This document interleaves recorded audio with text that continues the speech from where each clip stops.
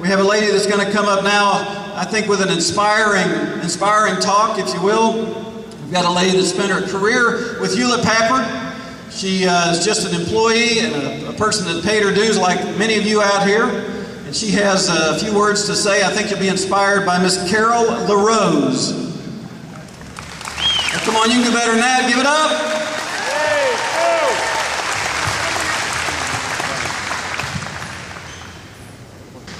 Friends and fellow citizens, what I'm about to read are not my words, however they are my sentiments.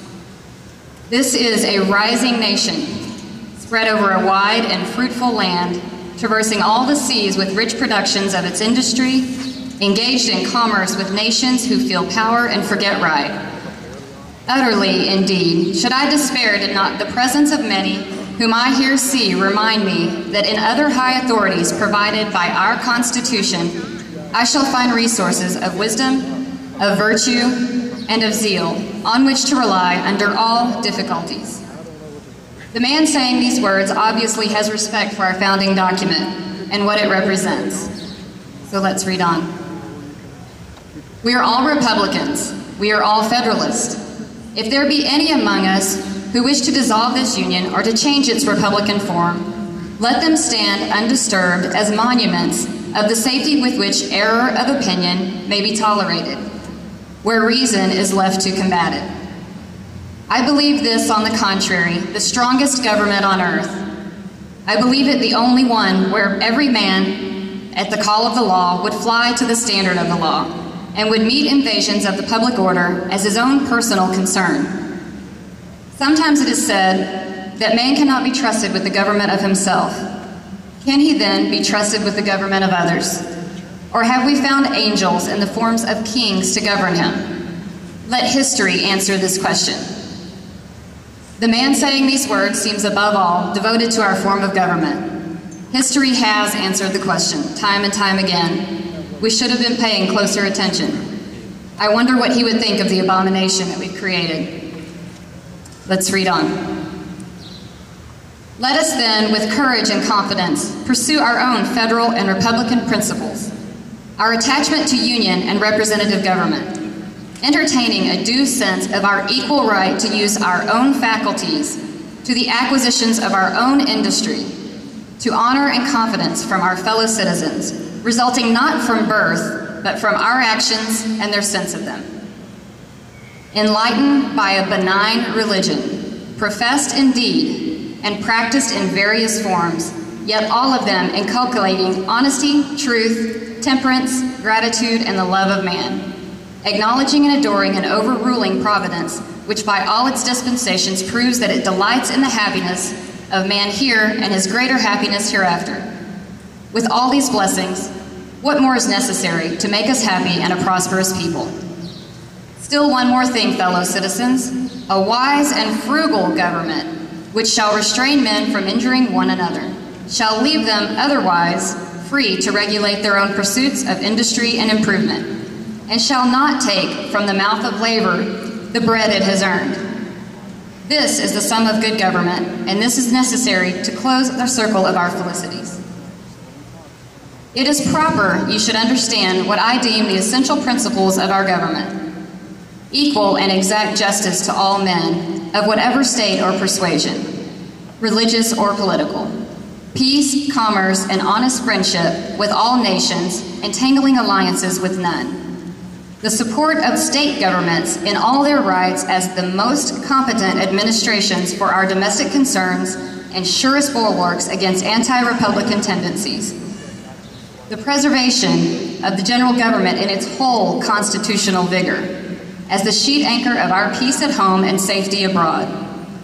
Absolute acquiescence in the decisions of the majority, the vital principle of republics, from which is no appeal but to force, the vital principle and immediate parent of despotism.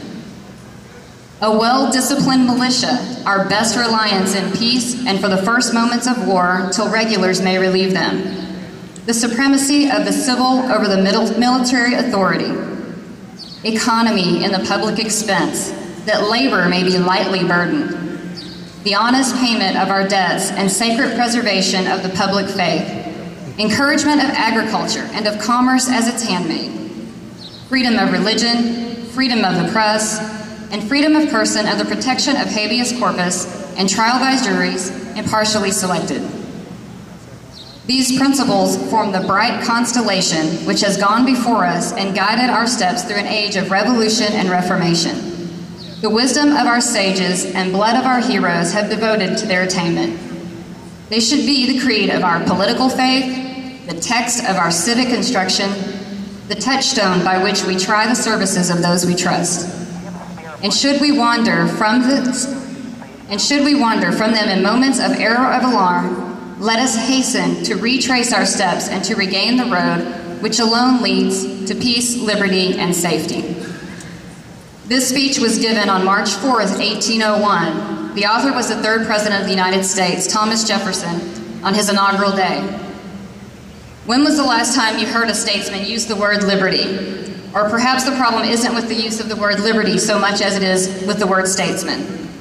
What Jefferson knew all too well is that there could come a time when politicians no longer find it personally expedient to regain the road which alone leads to peace, liberty, and safety. But the road is still here. The drawbridge has been raised at the gates of D.C. We need to stop yelling across the divide for them to lower it. They don't want to lower it. And their deceptive claims that they can't hear us or don't understand us or their token offerings must come to an end. We must grind a new road to peace, liberty, and safety.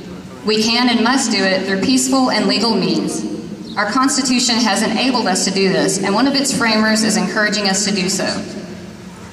Jefferson said, the support of the state governments in all their rights as the most competent administrations for our domestic concerns and surest bulwarks against anti-Republican tendencies.